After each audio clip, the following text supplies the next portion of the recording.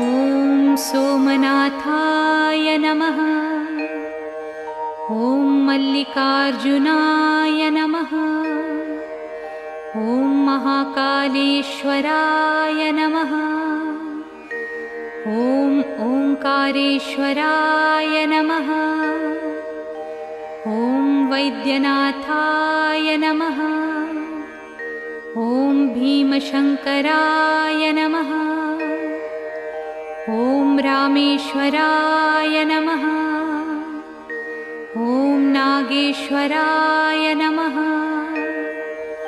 ॐ विश्वेश्वराय नमः। ॐ त्र्यंबकेश्वराय नमः।